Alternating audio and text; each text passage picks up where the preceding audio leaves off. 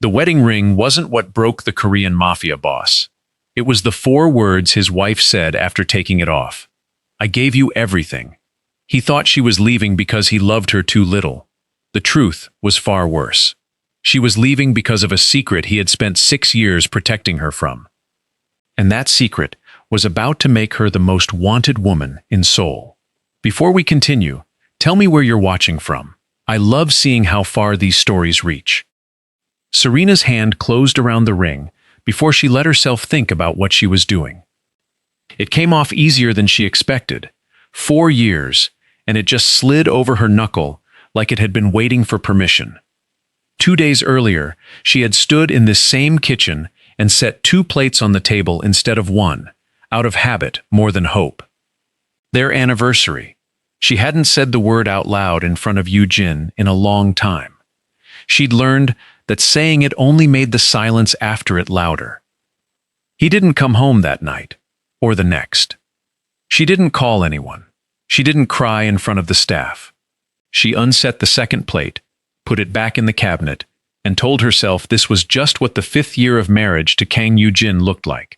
You stopped expecting the door to open. You stopped listening for his car. Han Do-sok found her on the terrace the following evening, the city lights doing nothing to warm the air. "He's alive," he said, "because that was always the first thing you told a wife married to a man like Yu-jin. There was a problem. He'll explain when he can." "He always can," Serena said. "He just doesn't." Han didn't have an answer for that. He respected her too much to lie, and he respected Yu-jin too much to say what he actually believed, which was that his boss had gotten very good at surviving bullets and very bad at surviving his own marriage. Yu-jin came home a little after midnight. No warning. No call. Just the sound of the front door and his footsteps, heavier than usual, like the 2 days had cost him something he wasn't going to talk about. Serena was still awake. She'd told herself she'd go to bed at 11. She was still on the couch at midnight, not because she was waiting up, she told herself, but because sleep hadn't wanted her either. He stopped in the doorway when he saw her. There was a cut above his eyebrow, already closing, the kind of small wound he never let anyone fuss over. "You're hurt," she said. "Not a question. Just a fact, delivered flat, the way you'd mention the weather." "It's nothing. It's always nothing." She stood up. 2 days, Yu-jin. Nothing. "I couldn't call." He said it like it was obvious, like she should already understand, the way she'd understood every time before. It wasn't safe. Not safe for who? He didn't answer right away. And that was its own kind of answer. He crossed the room toward her, and for a second, she almost let him close the distance the way she always did, because some old, tired part of her still wanted to check the cut above his eye herself. She didn't move toward him. That was new. She saw it land on his face, a small confusion, like he'd reached for a door that used to open and found it locked. "I'm sorry," he said. He meant it. She could tell he meant it, and that almost made it worse. "You keep saying that." Her voice stayed calm. She'd practiced calm for 2 days, standing alone in a house that felt bigger every time he left it. "You say it, and then it happens again, and I tell myself that's just how it is. I married a man with a dangerous life. I knew that going in." "Then you understand." "I understand you'd rather I sit here not knowing if you're alive than tell me the truth and let me decide if I can carry it." She shook her head slowly. "That's not protecting me, Yu-jin. That's protecting yourself from having to trust me." He opened his mouth, and for once, nothing came out. In 5 years, she had never seen him without something to say. He negotiated with men who wanted him dead. He'd never once been quiet in front of her like this. She reached up and worked the ring off her finger. He watched her do it the way you'd watch something falling, that you knew you couldn't catch in time. "I gave you everything," she said. Not loud, not shaking, just true. She set the ring on the table between them, gently, like she still respected what it had once meant, even now. "Serena, I'm not doing this to punish you." She picked up the bag she hadn't realized she'd already packed, sitting by the door since that afternoon, like some part of her had decided before the rest of her caught up. I'm doing it because I don't know how to keep loving someone who protects me from everything except himself." She walked past him. He didn't reach for her. Later, he would wonder if that was the moment he lost her for good. The half-second his hand stayed at his side, instead of closing around her wrist. He told himself he didn't stop her because he owed her the choice. The truth was simpler and harder to admit. He didn't know what he would have said if she'd turned around. The door closed behind her, quiet, no slam, which somehow felt worse than if she'd screamed. Han Do-sok appeared in the hallway a few minutes later, having clearly heard enough to know better than to interrupt sooner. He found Yu-jin still standing where she'd left him, staring at a ring on a table like it might explain something if he looked at it long enough. "Sir," Han's voice was careful, "there's something you should know before tonight is over." Yu-jin didn't look up. Words already moving. "Two of the northern families know your wife walked out without protection." Han paused, choosing the next part deliberately. They know exactly what that means. A wife with no name to hide behind isn't just an ex-wife anymore. She's a target with no one standing in front of her. Yu-jin's hand closed slowly around the ring. Yu-jin didn't answer Han right away. He set the ring down on the table with more care than the moment probably deserved, like slamming it would make the last hour more real than it already was. "Find out who's talking," he said finally, quietly. "I don't want her name louder than it already is." "And her?" Han asked. "Do we tell her?" No. The word came fast, the way old habits always did. Then, slower, like he was arguing with himself. "Not yet." Han didn't push. He'd learned a long time ago that some of Yu-jin's decisions couldn't be undone by disagreeing with them in the doorway at 1 a.m. He left to make calls. Yu-jin stayed with the ring and the quiet, and neither one of them offered him anything close to comfort. Serena, 3 miles away, was learning what silence sounded like when it belonged to her. She'd taken a room above her sister Grace's garage, the kind of small space that used to embarrass her when she pictured other people's lives. Now it just felt like hers. No staff. No car waiting outside. Just a mattress. A window that stuck when it rained, and a version of herself she hadn't spoken to in years. Grace stood in the doorway that first morning, with 2 cups of coffee and an expression that said she'd been waiting 5 years to have this conversation. "You could stay here as long as you want," Grace said. "You know that." "I know. You could also let him send money. Nobody would blame you." Serena wrapped both hands around the mug. "I'm not doing this to be stubborn." "Then why?" "Because every time I took something from him, I owed him something back, even if he never said it." She looked out the stuck window at the gray morning. "I don't want to owe anyone anything anymore. I want to build something that's just mine." Grace didn't understand it completely, not yet, but she recognized the tone. It was the same one Serena used to have years ago, before the marriage, before the wealth and the quiet and the plates set for one. Grace had missed that voice more than she'd admit out loud. 2 days later, Serena found the Community Arts Center.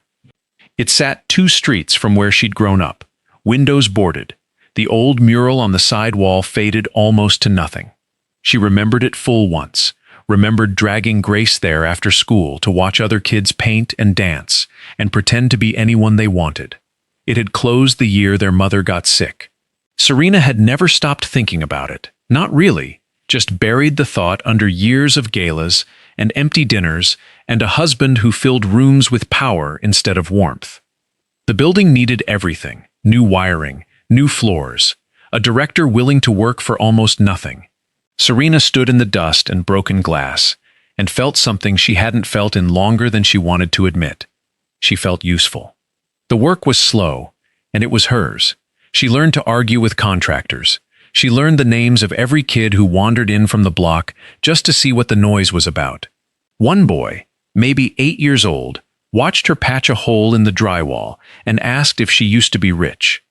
"I used to be a lot of things," she told him, and he laughed like that was the funniest answer he'd ever heard, and something in her chest loosened for the first time in months. What she didn't know was that she wasn't rebuilding that center alone. Across the street, in a car with tinted windows, a man named Jung watched her unlock the front doors every morning at 8. He reported to Han. Han reported to Yu-jin. 3 times in the first 2 weeks, Jung quietly intervened before trouble found her, once turning away a man who'd been asking too many specific questions about her schedule, twice redirecting deliveries that weren't deliveries at all. Serena never saw any of it. She only noticed, sometimes, a strange feeling of being watched, and told herself it was just the neighborhood, just old instincts from a life she was trying to leave behind.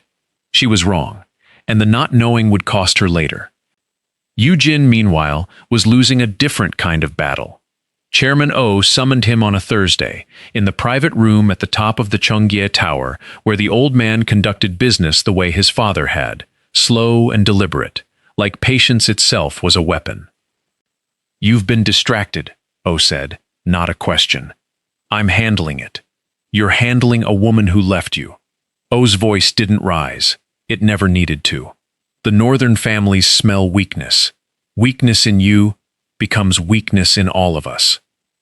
She's not your concern. She's everyone's concern the moment she's unprotected and the wrong people know it. Oh set down his tea with exact precision. "I won't approve resources for a personal matter, not while the syndicate is exposed." Yu-jin left that meeting with nothing, which meant Jung's protection detail existed on Yu-jin's own money, his own men, quietly pulled from other operations, a debt he was accumulating with no one but himself. He told himself it was enough that she was safe. He told himself that counted as love. It didn't feel like enough, not anymore, and some nights he sat in his office with her ring still on his desk and understood, slowly, painfully, that all the protection in the world hadn't once made her feel chosen. 3 weeks in, Serena stood in the half-finished center holding an envelope that had come with no return address, just her name, typed clean across the front. Inside were photocopies, financial records, old and yellowed at the edges, dated almost 6 years back. Her own name appeared twice, buried in a string of numbers she didn't understand at first. A handwritten note was clipped to the top page, no signature, just 4 words. "You already changed everything." Serena read it twice, then a third time, her hands going still against the paper. She had no memory of these documents, no memory of mattering to anything beyond her own small, ordinary life 6 years ago. But someone believed she had, and someone wanted her to know it. Serena didn't sleep that night. She sat at the small table in Grace's garage apartment, with the pages spread out in front of her, reading the same numbers over and over until they stopped looking like numbers and started looking like a door she hadn't known was there. By morning, she'd made a decision. She was done wondering. She called Yu-jin's office instead of his cell, because some stubborn part of her still needed the distance a receptionist gave her, still needed to feel like she was choosing this and not being pulled back in. He cleared his afternoon before she finished the sentence. They met at his office, not the house, neutral ground or as close to it as either of them could get. Serena set the envelope on his desk without sitting down. "Tell me what this is." Yu-jin looked at the pages for a long moment before he looked at her. That pause told her more than anything he could have said. He recognized them instantly. "Where did you get this?" "That's not the question I asked." He sat back, and she watched something in his face give way, slow, like a wall losing its foundation 1 brick at a time. 6 years ago, you found irregularities in a shipment ledger. You mentioned it to me over dinner, like it was nothing. A curiosity. You had no idea what you'd actually found. What did I find? Proof that 3 of my own men were moving money to a rival family. Preparing to move against me. His voice stayed even, but his hands weren't. If it had gone through, I'd be dead. Probably you too. Serena's chest went tight. So I stopped it. You stopped it without knowing you'd stopped anything. He said it quietly, like the words had been sitting in him a long time, waiting for permission. I buried every trace connecting you to it, erased your name from every file, made sure no one outside 3 people ever learned what you'd done. Why would you hide that from me? Her voice cracked on the last word, the first real crack since she'd walked out with the ring 3 weeks ago. That's not something to bury, Yu-jin. That's something to be proud of. If anyone had known you exposed a coup against me, you'd have been a target for the rest of your life. Every enemy I've ever made would have known exactly where to aim. He stood, and around the desk, stopped short of reaching for her. I didn't erase what you did to punish you. I erased it to keep you breathing. Before we go any further, I want to know where you're watching this from tonight.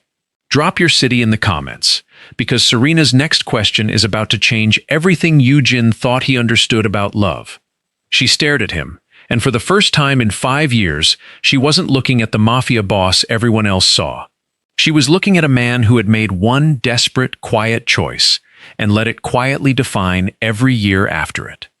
That's why you pulled away, she said, understanding, arriving slower than the anger, and somehow worse. Not because you stopped loving me, because you were scared of what loving me honestly might cost me. Yes. Do you understand what that cost me instead? Her voice finally broke fully. I spent years thinking I wasn't enough to be trusted with your world. I thought you were ashamed of me, or tired of me, or waiting for something better. I built an entire version of our marriage out of your silence, Yu-jin, and it was wrong, and you let it be wrong, because you'd rather I hate you a little than fear for my life a lot. He had no answer for that. For once, the man who negotiated peace between armed men standing in a room had nothing. Han Do-sek, who had been waiting outside, stepped in without being asked, because he'd carried his own piece of this for 6 years, and watching Yu-jin fail to say it was more than he could stand. I told him to tell you, Han said. Serena turned.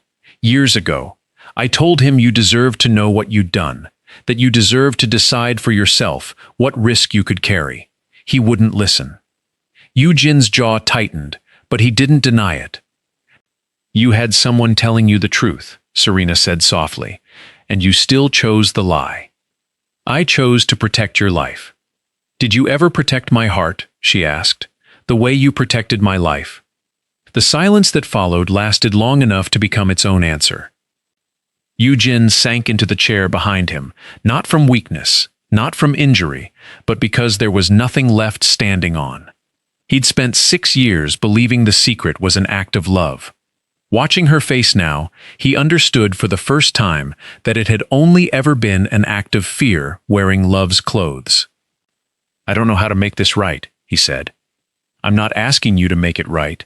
Serena picked the envelope back up, folded it carefully, the way you'd fold something you weren't ready to throw away yet.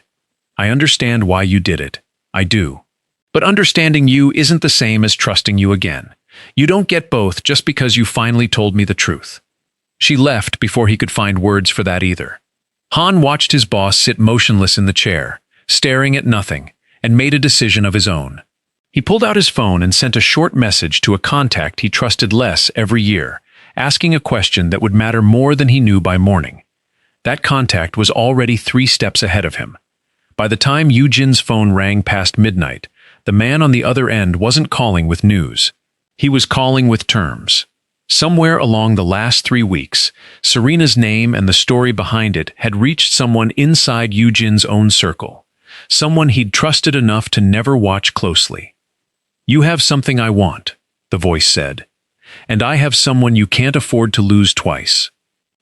Who is this? Yu-jin said, though some part of him already suspected. Someone who's been patient a long time. The voice was calm, almost friendly, which made it worse. Your wife walked out of your protection without a name to hide behind.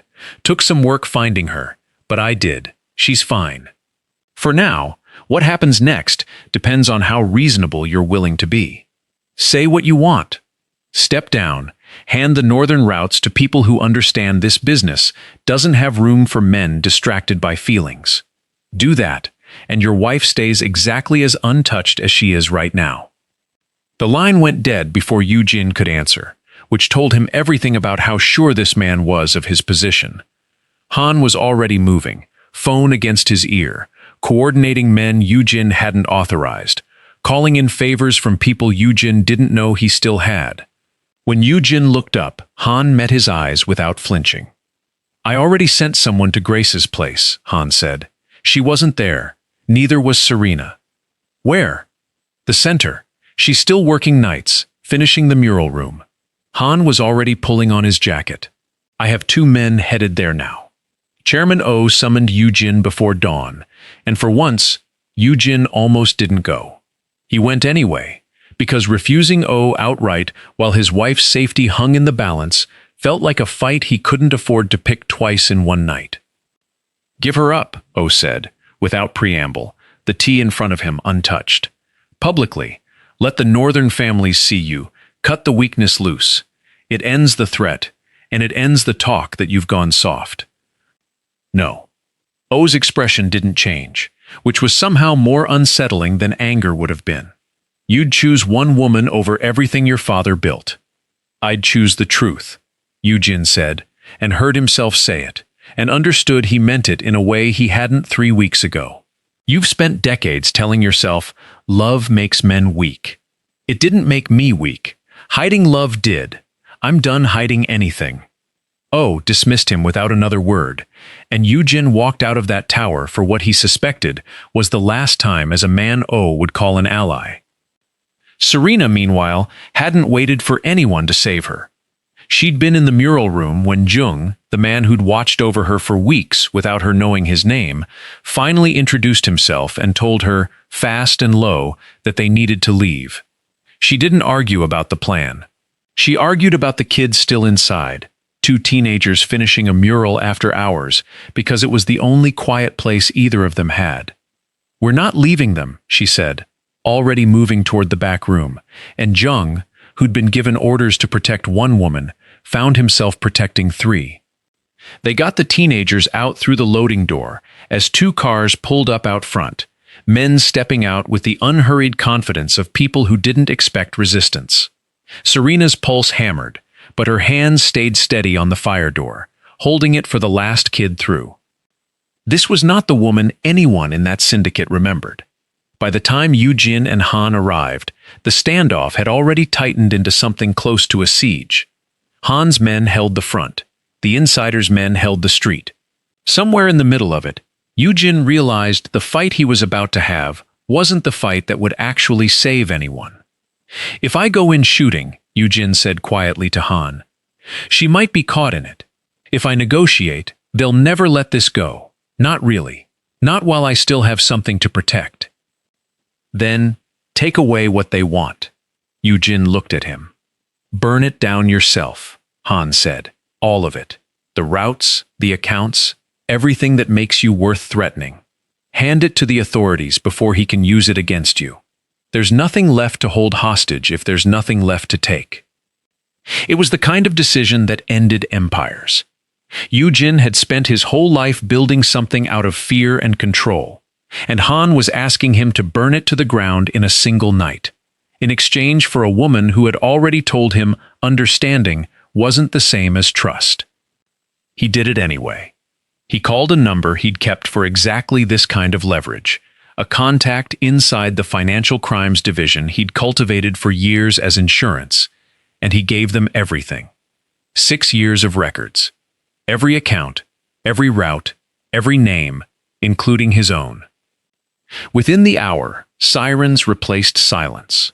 The insiders' men scattered the moment they realized what was coming, because loyalty built on fear evaporates the second fear point somewhere else. The standoff broke apart before a single shot answered another. Serena found Yu-jin standing outside the center as police lights swept red and blue across the broken pavement. His knuckles split from a fight he'd barely needed to win, his empire dismantling itself in real time on phones and radios all around him. She walked toward him without deciding to.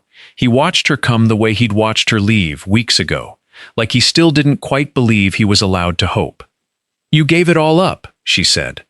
There wasn't anything in it worth keeping if it meant losing you twice. She reached for his bloodied hand, turned it over gently, the way she used to when they were younger, and neither of them owned anything worth protecting yet. I'm not asking you to fix this by coming back to me, Yu-jin said, and his voice, always so certain in every other room, came out unsteady in this one. I gave up the empire because it was rotten and because you deserved better than a man who needed it more than he needed you. But I won't ask you to come home. Not after everything I cost you. I don't think I've earned the right to ask that anymore." Serena didn't answer right away. She stood there, holding his hand under the flashing lights, watching the only life he'd ever known collapse quietly behind him, and said nothing at all. Serena said nothing that night, and Yu-jin didn't ask her to. He let go of her hand first, gently, like he understood that holding on any longer would turn a moment of grace into a demand. The weeks after moved slower than either of them expected. Yu-jin sold what remained legally his to sell. The towers, the shipping contracts, the properties built on money he no longer wanted to trace back through. He kept almost nothing for himself. Most of it went into a fund. The authorities allowed him to direct toward the neighborhoods his old operations had quietly bled dry for years, the community center among them. He testified when they asked him to. He didn't ask for protection in return. Chairman O's remaining loyalists made sure the trial was ugly, but Yu-jin sat through every session without flinching, because for the first time in his life, he had nothing left to defend except the truth. He didn't call Serena. He didn't send flowers or lawyers or apologies dressed up as gifts. He simply did the work, month after month, and let her decide on her own time whether that meant anything. Grace noticed before Serena said a word about it. "He's still showing up," Grace said one evening, nodding toward the article on Serena's laptop screen, another quiet piece about the redevelopment fund, his name mentioned only once, buried near the bottom. Most men make one grand gesture and disappear. He's just doing it, over and over, not asking anyone to notice. "I know," Serena said. "So what are you waiting for?" Serena closed the laptop. "I'm not waiting for him to prove he loves me. I already know he does. I'm waiting to find out if I can trust that love without losing myself in it again." Grace sat beside her, quiet for a moment. "Then don't choose out of fear. And don't choose out of obligation either, just because he finally did the right thing. Choose because of what your heart actually wants, once it's not scared anymore." It was the kind of sentence Serena carried with her for weeks, turning it over every time she stood in the center that was, at last, almost finished. The Community Arts Center reopened on a bright Saturday in early spring, 5 months after the night the syndicate fell apart under its own weight. New paint, new windows. The mural the two teenagers had been finishing that night now covered an entire wall, bright and unafraid. Exactly the kind of place Serena had once dreamed about before she let herself forget how to dream at all. Children filled the building within the hour. Laughter bounced off walls that had been silent for years. Serena stood near the door greeting families, and it took her a moment to notice him near the back, half hidden by a crowd of parents, watching a room full of kids paint like he had no right to be proud of it, and couldn't quite stop himself anyway. He didn't approach her. He never did anymore. Not since that night outside the center. He watched the mural, watched the children, watched the life she'd built exactly the way she'd hoped it would look. And after a while, he turned toward the door like a man who'd only come to see it once and didn't plan on staying. Serena caught up to him on the front steps. "You weren't going to say goodbye?" He turned, surprised, like he hadn't expected her to notice, let alone follow. "I didn't want to make today about me. This is yours. You built it. We built it," she said. "Even if you never let anyone see your name on it." He didn't answer that. He'd stopped needing credit for anything months ago, and it showed in the way he stood now, lighter somehow, like a man who'd finally put down something heavy he'd been carrying his whole life. Serena reached into her pocket. She'd thought about this moment more times than she wanted to admit, rehearsed it, doubted it, nearly talked herself out of it twice. But watching him stand there, asking nothing, expecting nothing, she understood Grace had been right. This wasn't fear. It wasn't obligation. It was simply what her heart wanted, now that it wasn't scared anymore. She didn't hand him back the old ring. That one was still sitting in a drawer somewhere, a piece of a marriage built on silence and sacrifice, and two people who loved each other without ever really seeing each other. This was something new, small and simple, chosen without anyone watching. She placed it in his open hand. "This one isn't built on sacrifice," she said. "It's built on truth." His hand closed around it, trembling in a way she'd never once seen from him, not during standoffs, not during the trial, not during any of the moments the rest of the world had watched him stay perfectly composed. If stories like this one stay with you long after they end, I hope you'll stay too. Subscribe, and let's keep finding these unforgettable journeys together. "Can we start over?" Yu-jin asked quietly. Serena looked at him for a long moment, the sound of children laughing behind them, spring light warm on the steps where a marriage had once ended, and was now, carefully, becoming something else entirely. "No," she said. His face fell, just slightly, before she reached for his hand and laced her fingers through his. "Let's start honestly," she said. And for the first time in 5 years, neither of them was protecting anything from the other at all.